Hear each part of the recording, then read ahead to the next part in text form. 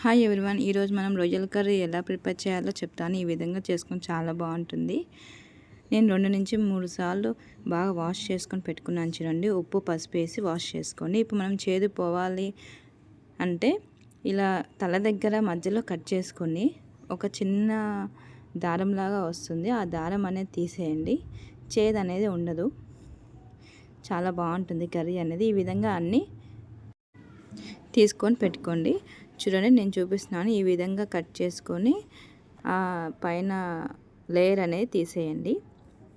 చూడండి, నేను అన్నీ తీసుకొని పెట్టుకున్నాను. మళ్ళీ ఒకసారి వాష్ చేసుకొని వాటర్లోనే పెడుతున్నాను మనకి మసాలా వేగేంత వరకు.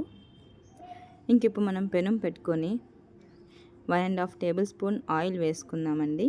ఎందుకంటే రొయ్యలు అనేది ఆయిల్లో వేగనీకే. ఇంకా ఆయిల్ హీట్ అయిపోయాక చూడండి, మనం రొయ్యలు ఏదైతే వాష్ చేసుకున్నామో మీడియం ఫ్లేమ్లో పెట్టేసి రొయ్యలు అనేది వేయండి. హై ఫ్లేమ్లో పెట్టద్దు, మీడియం ఫ్లేమ్లో పెట్టేసి ఒకసారి ఇలా కలపండి.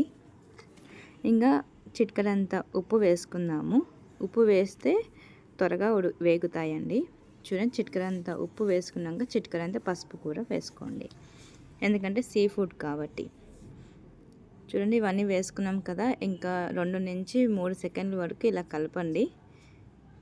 ఉప్పు పసుపు అనేది బాగా పడుతుంది, కానీ త్వరగా వేగిపోతున్నాయి చూడండి.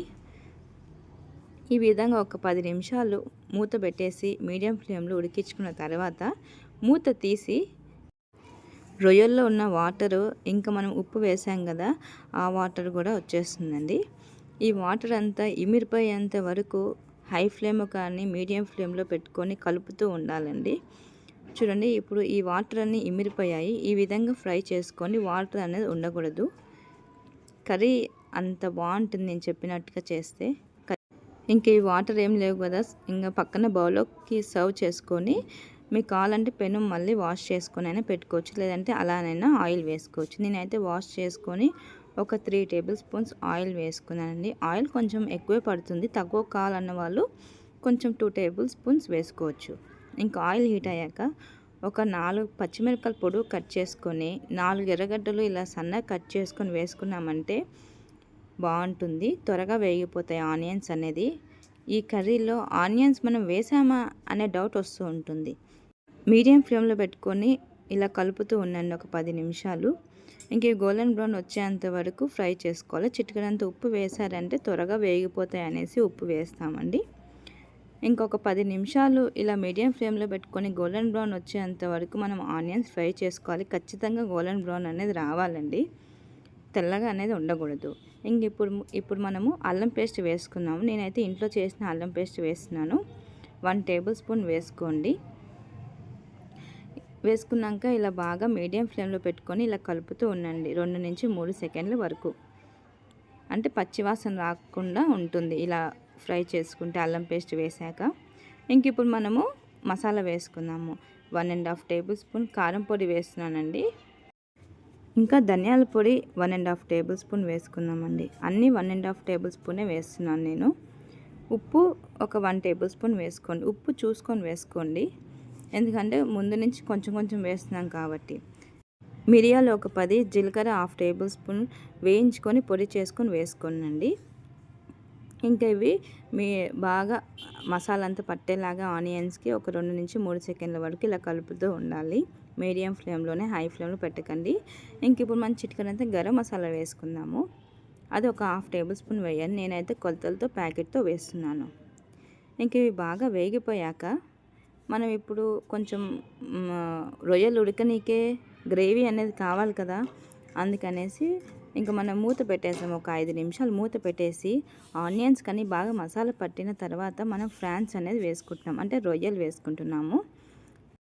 రొయ్యలు వేసాక ఒక 10 నిమిషాలు ఇలా కలుపుతూ ఉండండి. ఆనియన్స్ బాగా మసాలా పట్టేలాగా కలపండి రొయ్యలకు.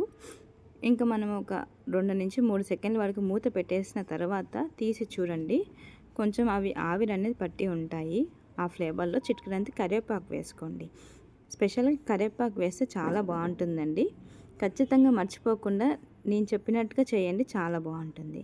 ఇంకా ఇవన్నీ బాగా వేగిపోయాక ఒక గ్లాస్ వాటర్ వేసుకుందాము. పెద్ద గ్లాస్ అన్ని వాటర్ వేసుకొని ఒక 2-3 సెకండ్ల వరకు ఇలా కలుపుకోండి. కొంచెం గ్రేవీ ఉండాలనేసి నేను కొన్ని వాటర్ వేస్తున్నానండి. ఎక్కువ వాటర్ వేయకండి. చూడండి ఈ విధంగా ఉంటే చాలండి. మనకు ఉడికే కొడికి ఆనియన్స్ కూడా వాటరే కదా, అది ఉడికే కొడికి మన గ్రేవీ అనేది చాలా వస్తుంది. ఇంకా మూత పెట్టేసి ఒక 5-10 నిమిషాల తర్వాత మూత తీసి చూడండి. హై ఫ్లేమ్లో ఉడికించుకోండి.